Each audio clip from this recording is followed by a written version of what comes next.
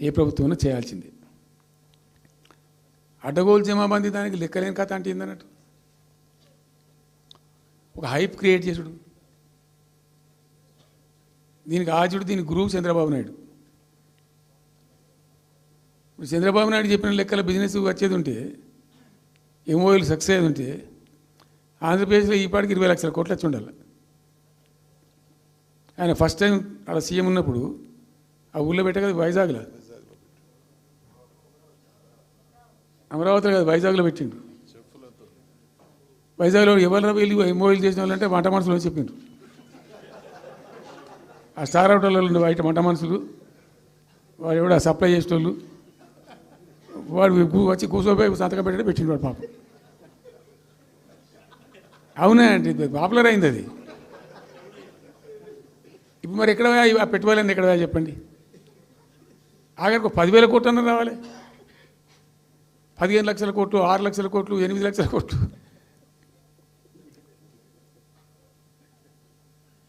అయితే అప్పుడు తమాషా జరిగింది. ఈ భోపాల్ ముఖ్యమంత్రి, అప్పుడు నేను ముఖ్యమంత్రి ఉంటే, భోపాల్ ఉన్న ఆయన పేరు శివరాజ్ సింగ్ చౌహాన్, ఆయన సీఎం ఉండే. ఆయన ఆ ప్లానింగ్, అదే ఇప్పుడు నీతి ఆయోగ్ ఉంది కదా, దానిలో సబ్ కమిటీకి ఆయన చైర్మన్. నేను భోపాల్లో పెడతా బాయ్ సాబ్ జర వచ్చిపోను ఖచ్చితంగా ఊరికే బతిమాలితే ఫోన్ల మీద ఫోన్లు చేస్తే ఏం భోపాల్ లేవా మీరు చూసుకొని అంటే, లేదు సార్ నువ్వు తప్పకుండా రావాలంటే సరే అని పోయినండి. అయితే ఆడొక ఇండస్ట్రీ మినిస్టర్ ఉంది, వాళ్ళ గవర్నమెంట్కి ఉంటారు కదా మధ్యప్రదేశ్కు. ఆమె వచ్చి నీ కొడుకు వచ్చి బాగా ఆగమాగం చేస్తానని మమ్మల్ని అంటే, ఎందుకు చేస్తానమంటే ఆయన అదొకటితోటి మాట్లాడి ఎక్కువ చేసుకుంటుండు బాగా అంటే, నువ్వు కూడా దాంట్లాడు గట్టిగా చెయ్యి. ఆమె వసుంధర రాజే చెల్లెలు, ఆమె పేరు యశోధర రాజే ఏదో అన్నది.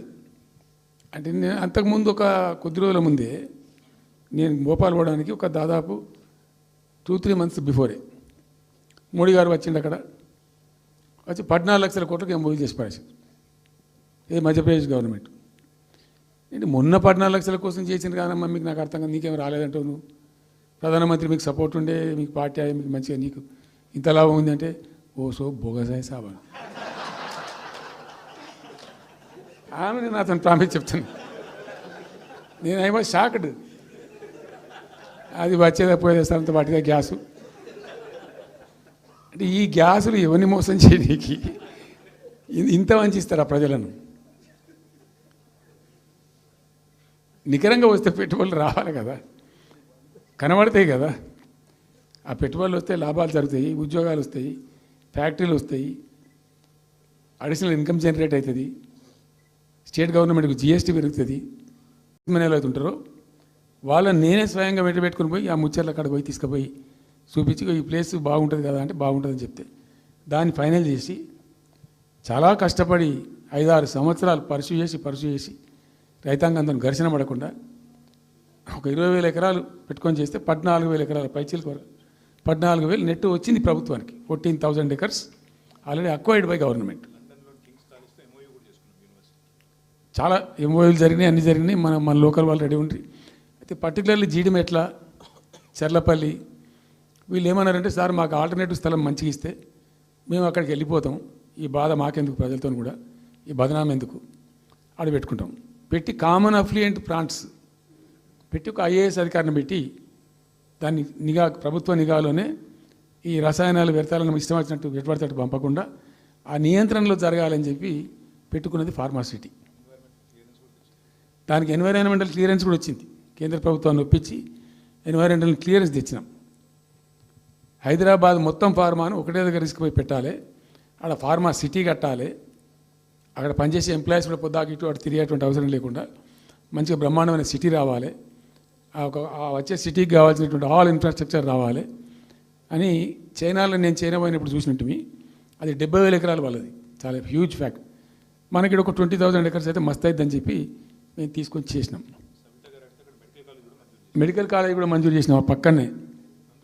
వీటన్నిటి దృష్ట్యా పెట్టుకొని అంటే మేము ఒక పద్ధతి పెట్టుకొని దాన్ని ఒక సిస్టమేటిక్గా చేసినాం. చేస్తే ఇప్పుడు దాన్ని ఏందండి దందా, ఏదైనా చేసి దాన్ని నమ్మకదొబ్బ అన్న ఏం జరుగుతుంది రాష్ట్రంలో? ఫ్యూచర్ సిటీ, తొక్క సిటీ, ఎవరికి కావాలి నీ ఫ్యూచర్ సిటీ నాకు అర్థం కాదు. నువ్వు పెంచినావు హైదరాబాద్ను, ఎవరు చేసిన హైదరాబాద్ సిటీ?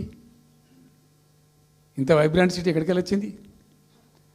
ఓ 400 సంవత్సరాల చరిత్రతోని దీనికంతా ఒకటి ఒకటి ఒకటి ఒకటి బ్రోధి జరిగి ఆటోమేటిక్గా పెద్ద సిటీ అయింది. అట్లా అన్నీ కావు, అందరికి కావు. ఎన్ని రాష్ట్రాలకు ఉన్నాయండి? బెంగాల్ కలకత్తా ఉంది, మహారాష్ట్రకి ముంబై ఉంది, మనకు హైదరాబాద్ ఉంది, కర్ణాటకకు బెంగళూరు ఉంది, తమిళనాడుకు మద్రాసు ఉంది, ఢిల్లీ ఆఫ్ కోర్స్ ఢిల్లీ. వేరే రాష్ట్రాలకు లేవు కదా, 28 రాష్ట్రాలకు ఉండయి. సో ఇంత మహానగరం నిర్మితమైంది. ఈ నగరం యొక్క భవిష్యత్తును దృష్టిలో పెట్టుకొని పెట్టిందే ఫార్మాసిటీ. ఈ సిటీ మొత్తం గబ్బులు వేసిపోవాలి ఇక్కడ దాంతో. నువ్వు తీసుకుపోయాలి ఫ్యూచర్ సిటీ, తోక సిటీ. ఏందన్నట్టు ఇది? అన్ని దిక్కుమాలిన పాలసీలు, రియల్ ఎస్టేట్ బ్రోకర్ దందా తప్పితే ఇంకోటి లేదు. అన్నీ కనబడతాయి మనకు.